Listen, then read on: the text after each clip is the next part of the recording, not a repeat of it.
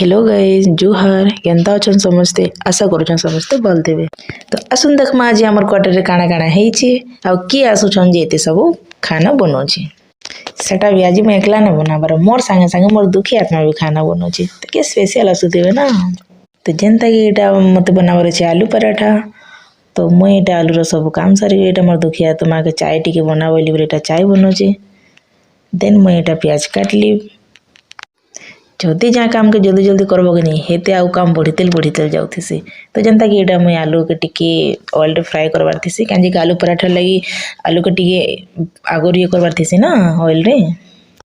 तो पराठा बनन ही एते भीतर सांग मन पलाई थिसन तो सांग मन को तो पहला देई देसे डाली जहाँ भी बनै थिसे और से माने जेते लाजे होते समझे खाऊ नै थाने बहुत रिक्वेस्ट करछ अरे खाओ रे फाइनली बहुत किछि टाइम मटकिला परे से माने खाइ सारला परे एटा आधा बची जाइथिसी मोर पराठा जे मैं पछे बनामी बोली भाबसे पहला मैं मोर सांग मन को विदाई दे देसी बोली भाबसे कांजे कि सांग मन संग बसु तो टाइम जना नै पड़े टाइम एते हे जाइथिला न जेते बेला मैं क्वार्टर बाहर के बाहरी से बोले जना पड़से जे रे नाइट हेबा का आसुचे न। एलमा गुटे ब्लॉग रे बाय बाय।